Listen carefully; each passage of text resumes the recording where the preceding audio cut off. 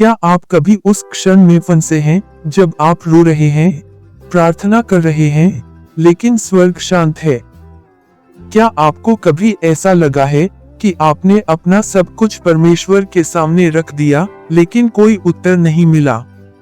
आपने लगातार उपवास किया, आंसू बहाए, लोगों से प्रार्थनाएं करवाई, लेकिन चुप्पी।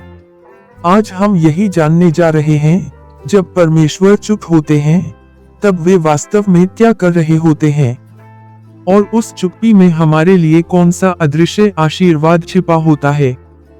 इस वीडियो के अंत तक आप यह जान पाएंगे कि परमेश्वर की चुप्पी अस्वीकार नहीं होती। वह एक प्रक्रिया होती है, परखने, संवारने और आपको एक नई ऊंचाई पर ले जाने की। परमेश्वर की चुप्पी तिरस्कार नहीं, तैयारी है। मेरे प्रिय भाइयों और बहनों, जब हम अपने जीवन के सबसे अंधेरे समय से गुजरते हैं, तब लगता है कि परमेश्वर हमें भूल गए हैं। लेकिन बाइबल हमें बताती है कि ऐसा नहीं है। परमेश्वर की चुप्पी का मतलब यह नहीं कि वह हमारी परवाह नहीं करते, बल्कि इसका अर्थ है कि वह हमारी आत्मा में एक गहराई से काम कर रहे हैं। भजन संहिता अध्याय 13 पद 1, हे यहोवा, तू मुझे कब तक भूलता रहेगा? क्या सदा के लिए? तू कब तक मुझसे अपना मुख छिपाए रहेगा?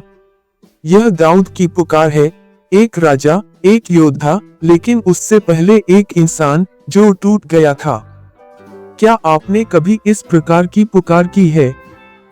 हे प्रभु, तू कहाँ है? दाऊद की तरह हम भी अपनी रातों में चुप स्वर्ग से उत्तर की आशा करते हैं। लेकिन वह चुप्पी केवल प्रतीक्षा नहीं है, वह आत्मा की गहराई में एक कार्य है। परमेश्वर की चुप्पी हमें परखती है, बदलती है। परमेश्वर की चुप्पी हमें परखती है, जैसे सोना आग में परखा जाता है। यशाया अध्याय 48 पद 10, देख, मैंने तुझे तपाया है, परंतु चांदी की नाई नहीं, मैंने तुझे दुख की भट्ठी में परखा है। परमेश्वर कभी हमें ऐसे ही नहीं छोड़ते।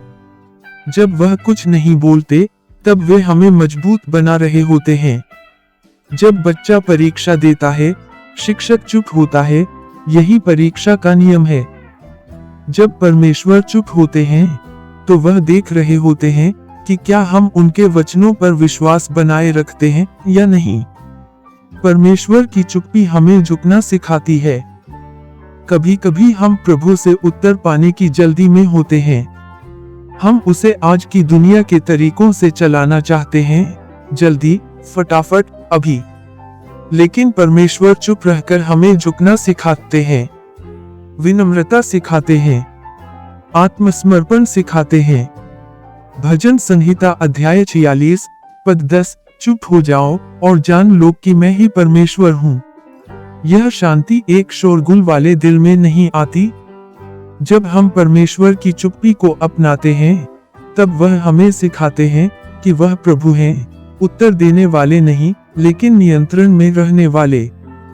परमेश्वर की चुप्पी नए मार्गों के द्वार खोलती है। जब प्रभु उत्तर नहीं देते, तब वह हमारी सोच को नई दिशा दे रहे होते हैं।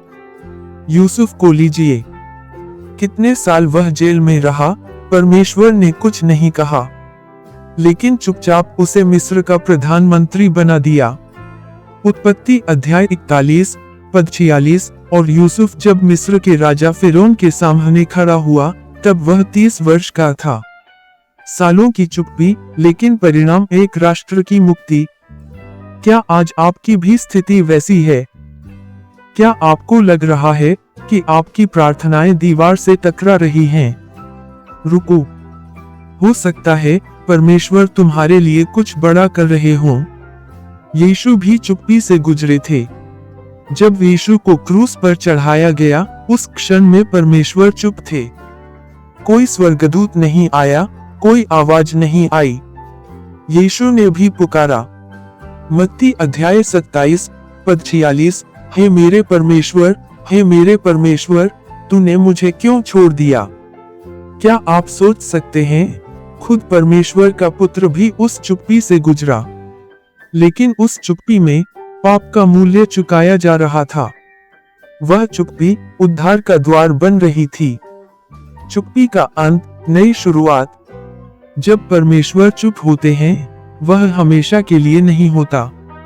वह हमेशा किसी गहरे उद्देश्य की तैयारी करते हैं। बाइबल हमें बताती है, यिर्मयाह अध्याय 29 पद 11, क्योंकि यहोवा की यह वाणी है कि मैं तुम्हारे विषय जो कल्पनाएं करता हूँ उन्हें जानता हूँ, वह हानि की नहीं परंतु कुशल ही की है, और अंत में तुम्हें आशा की बात बताऊंगा। उसकी योजना हमेशा आशा भरी होती है। इसलिए अगर आज भी स्वर्ग चुप है तो घबराइए मत। वह चुप्पी भी परमेश्वर की योजना है। वह आपको भुला नहीं रहे, वह आपको संवार रहे हैं। अब आइए हम एक साथ प्रार्थना करें। हे स्वर्गीय पिता, आज मैं तेरी चुप्पी से टूट चुका हूँ। मैंने तुझसे उत्तर मांगा लेकिन तू शांत रहा। प्रभु, मेरे इस तूफान में मैं तेरी उपस्थिति चाहता हूँ। जैसे तू दाऊद के साथ था, जैसे तू यूसुफ के साथ था, वैसे ही मेरे साथ रह। मुझे धैर्य दे, मुझे विश्वास दे, और जब तक तू बोले मुझे शांत रहना सिखा। भजन संहिता अध्याय 34 पद 17 कहता है, धर्मी लोग जब पुकारते हैं तब यहोवा सुनता है और उन्हें सब विपत्तियों से छुड़ाता है। मैं जानता हूँ प्रभु, तू सुन रहा है। तेरा समय आएगा और वो समय सुंदर होगा। यीशु मसीह के नाम में प्रार्थना करता हूँ, आमीन। अगर आपने इस संदेश से कुछ भी पाया हो तो हमारे चैनल सैन लाइवली सोशल को लाइक और सब्सक्राइब जरूर करें, ताकि हम और भी गहराई वाले बाइबल आधारित संदेश आप तक पहुंचाते रहें।